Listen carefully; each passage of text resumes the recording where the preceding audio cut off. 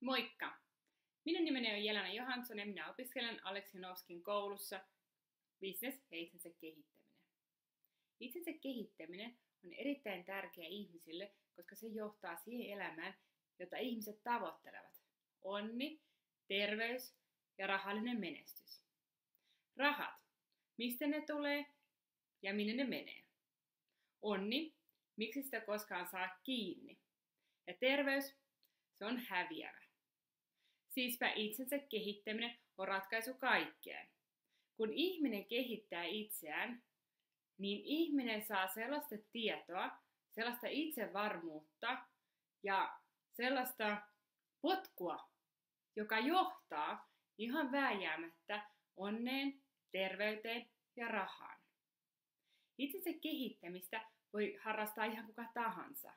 Ihan pelkästään lukemalla viisaita kirjoja, viisaiden ihmisten, menestyvien ihmisten, onnellisten ihmisten, terveiden ihmisten sanoja ja seuraamalla heidän ohjeita.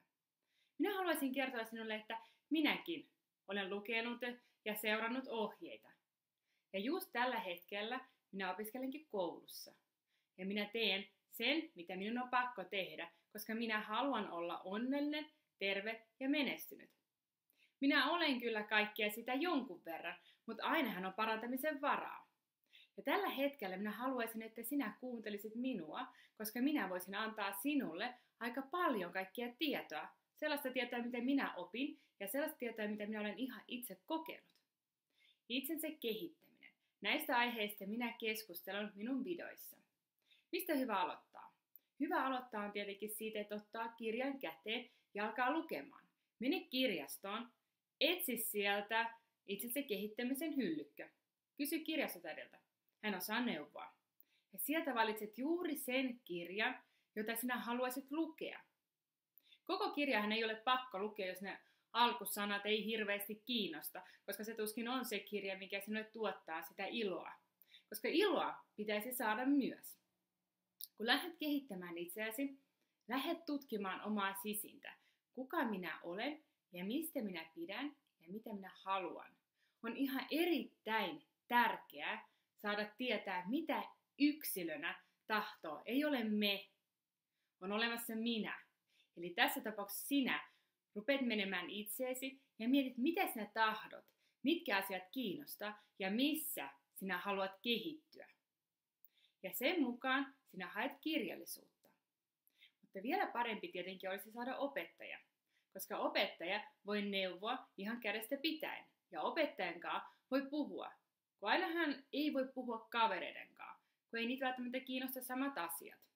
Tai edes itse se kehittäminen ei ole todellakaan lähellä heidän sydäntään. Mutta sinun ei kannata luovuttaa, koska sinä haluat kehittää itseäsi, niin sinun kannattaa vain jatkaa.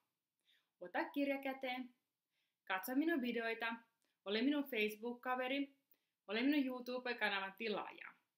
Nämähän ovat ihan alkuvideoita, mitä tässä olen tehnyt.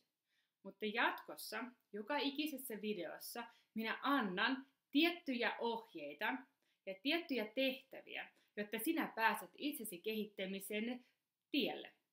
Millä tavalla kannattaa aloittaa, kun haluaa päästä tietynlaisiin tuloksiin. Siis ole Facebook-kaveri, seuraa minua YouTube-kanavalla ja siellä saat tietää ihan roimasti tietoa siitä vuoden aikana.